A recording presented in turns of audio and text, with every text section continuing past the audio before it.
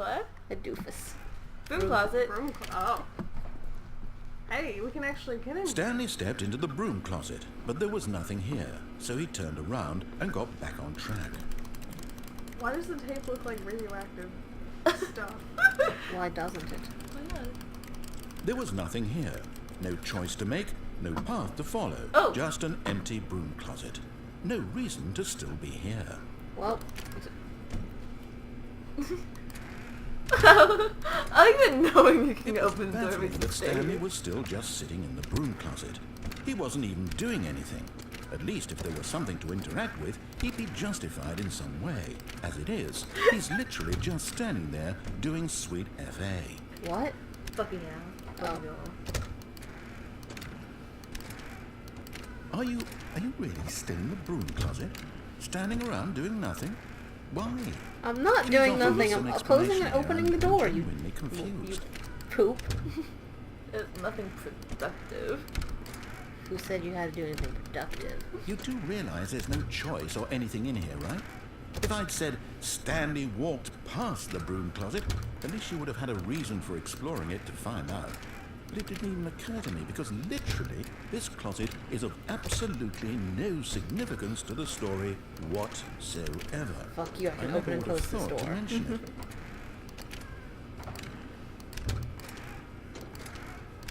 Maybe to you this is somehow its own branching path.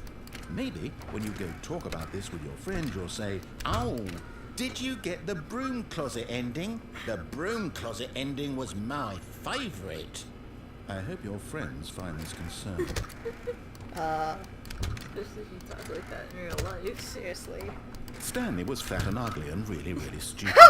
He probably only got the job because of a family connection. That's how stupid he is. That or with drug money. Also, Stanley is addicted to drugs and hookers. Worth it. Wow. Worth it to be able to open and close this Well, door. I've come to a very definite conclusion about what's going on right now. You're dead. You got to this broom closet, explored it a bit, and were just about to leave because there's nothing here, when a physical malady of some sort shut down your central nervous system and you collapsed on the keyboard. Well, in a situation like this, the responsible thing is to alert someone nearby so as to ensure that your body is taken care of before it begins to decompose. Hello? Anyone who happens to be nearby? The person at this computer is dead. You He dead? or she has fallen prey to any number of your countless human physiological vulnerabilities. It's indicative of the long-term sustainability of your species. Fuck you, I'm Please immortal. remove their corpse from the area and instruct another human to take their place at the computer, making sure they understand basic first-person video game mechanics and filling them in on the history of narrative tropes in video gaming, so that the irony and insightful commentary of this game is not lost on them. Alright, when you've done that, just step out into the hallway. I can open and close this door. You know you can open and close it from outside the closet too. It's not safe out there. The only reason it wasn't safe is because you threw yourself off of a building. It's not safe out there. Technically not a building, a freight elevator. It's not It was safe. tall. It's not, well, it's not technically It's a not freight elevator. safe. It's more like a... It's not safe. Oh god, just leave. Get out. Safe. Get out. It's not safe. The tape- Ow! Okay, the tape is fine. radioactive, y'all. Second player, it's good to have you on board. You too? Oh my god. Nearby you can hand the controls to. The fish, fungus.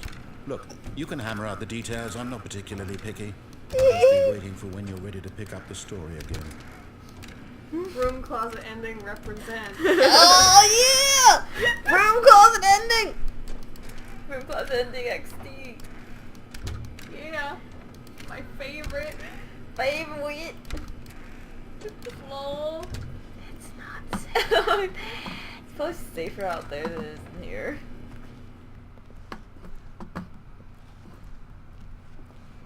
What? No witty commentary No, this time? he's done. He's done with you. He's 100% done with your bullshit. Really? Yep. At this rate, you're gonna break the game. Good. Hun. Now we're getting annoyed. Get out. did you actually have to be, like, physically here so you can hurt me if I don't listen? Coming to a staircase, Stanley walked upstairs to his boss's office. Alright. This is progress. You sure you want to progress this way?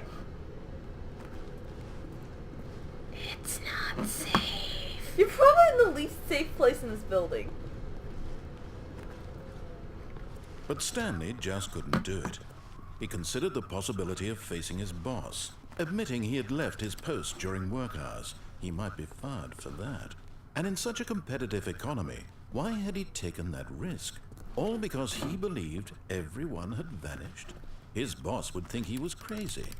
And then something occurred to Stanley. Maybe, he thought to himself, maybe I am crazy.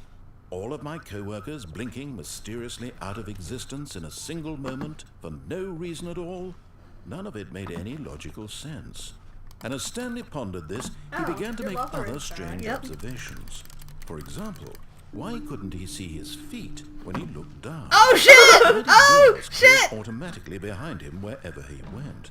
And for that matter, these rooms were starting to look pretty familiar. Were they simply repeating?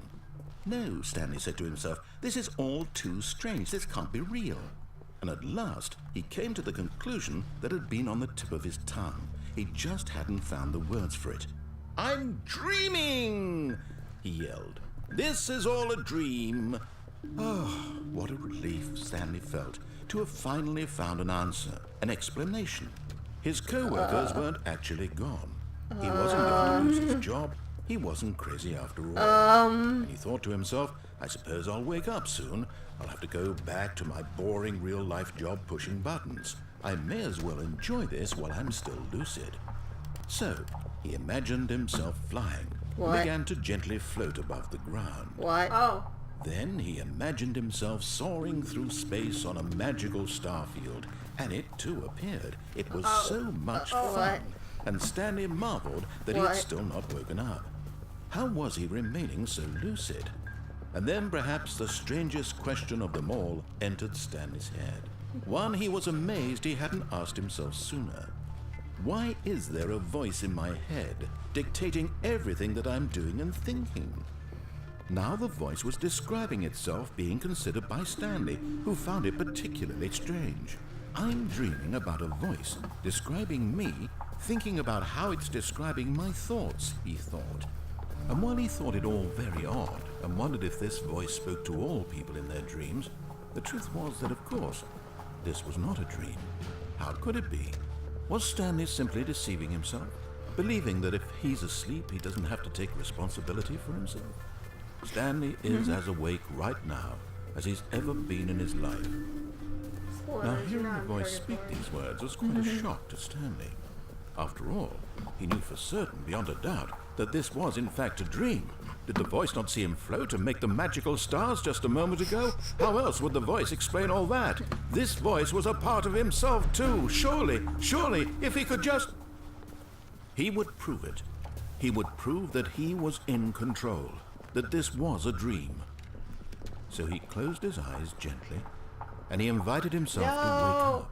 No. He felt the cool weight of the blanket on his skin, the press of the mattress on his back, the fresh air of a world outside this one. Let me wake up, he thought to himself. I'm through with this dream. I wish it to be over. Let me go back to my job. Let me continue pushing the buttons. Please, it's all I want. I want my apartment, and my wife, and my job. All I want is my life exactly the way it's always been. Your wife's a mannequin. My life is normal. No, my wife is I the am. vending machine. Everything will be fine. I am okay. My name is Stanley and I'm fine! Well. Oh. God damn it. Stanley began screaming. Please, someone, wake me up. My name is Stanley. I have a boss. I have an office. I am real. Please, just someone tell me Christ. I'm real. I must be real. I must be. Can anyone hear my voice? Who am I? Who am I? Oh, Christ. And everything went black. Did he die again? Have I? This is the story of a woman named Mariella. Oh boy. Mariella woke up on a day like any other. She arose, got dressed, gathered her belongings, and walked to her place of work. But on this particular day, her walk was interrupted by the body of a man who had stumbled through town talking and Oh my screaming God, to look at himself, her and expression. then She's collapsed like, dead on oh, the this is sidewalk. awkward. And although she would soon turn to go call for an ambulance, for just a few brief moments, she considered the strange man. He was obviously crazy. This much she knew. Everyone knows what crazy people look like. And in that moment, she thought to herself how lucky she was to be normal. I am sane. I am in control of my mind. I know what is real and what isn't.